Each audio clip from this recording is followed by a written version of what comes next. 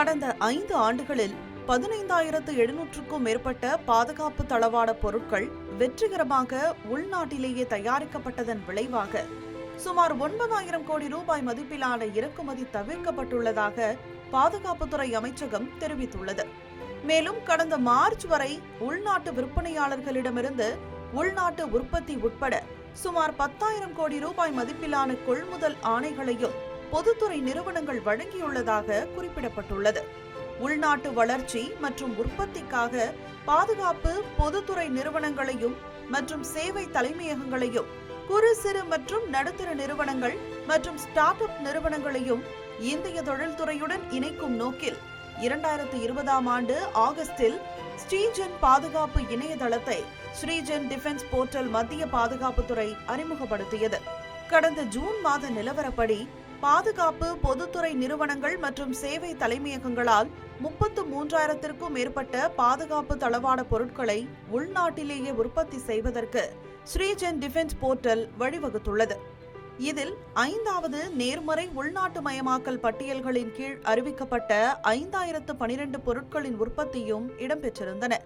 இந்நிலையில் 6வது நேர்மறை உள்நாட்டு மயமாக்கல் பட்டியலை பாதுகாப்பு உற்பத்தித்துறை வெளியிட்டுள்ளது.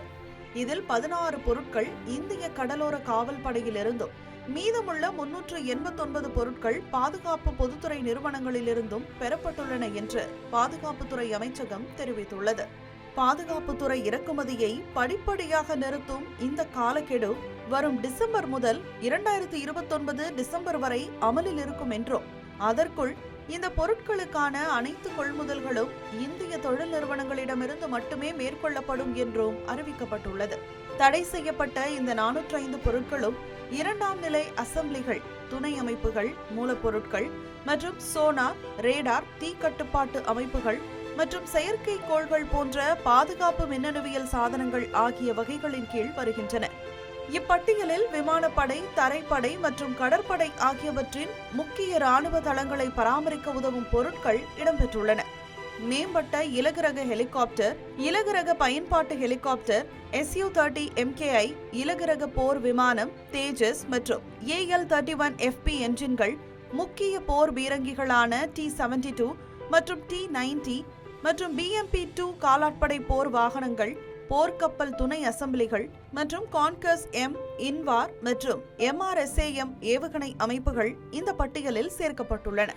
முந்தைய 5 பட்டியல்களில் இலகுரக பீரங்கிகள், பீரங்கி துப்பாக்கிகள், அழிக்கும் கப்பல்கள் மற்றும் பயிற்சி விமானங்கள் போன்ற முக்கிய உபகரணங்களின் இறக்குமதிக்கு முழுமையான தடை விதிக்கப்பட்டிருந்தன. இந்த வழிமுறைகள் விநியோக சங்கிலியில் உள்ள இடைவெளிகளை நிரப்பும் என்று எதிர்பார்க்கப்படுகிறது. 509 தளவாடங்களின் இறக்குமதிக்கு தடை விதித்துள்ள நிலையில் தடை செய்யப்பட்ட உதிரி பாகங்களின் பட்டியல் 5,400க்கும் மேற்பட்ட பொருட்களை கொண்டுள்ளது. மேலும் பாதுகாப்பு துறையில் தானியங்கி முறையில் மேற்கொள்ளப்படும் நேரடி அந்நிய முதலீட்டு வரம்பு 49%இலிருந்து 74%ஆக உயர்த்தப்பட்டுள்ளது. பாதுகாப்பு துறைக்கான மூலதன செலவு வரவு செலவு திட்டத்தில் ஒரு குறிப்பிட்ட பகுதி உள்நாட்டு விநியோகஸ்தர்களுக்காக மட்டுமே ஒதுக்கப்படும் என்று கூறப்பட்டுள்ளது.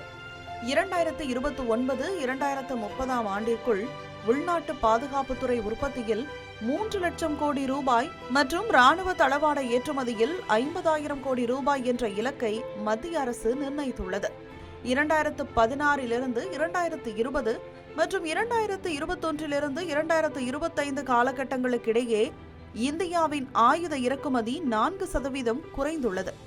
உலகளாவிய ஆயுத பரிமாற்றத்தில் 8.2% பங்களிப்புடன் ஆயுதங்களை இறக்குமதி செய்யும் நாடுகளில் இந்தியா தொடர்ந்து 2வது இடத்தில் உள்ளதாக கடந்த மார்ச் மாதத்தில் ஸ்டாக்ஹோம் சர்வதேச அமைதி ஆராய்ச்சி நிறுவனம் SIPRI அறிக்கையில் குறிப்பிடப்பட்டுள்ளது.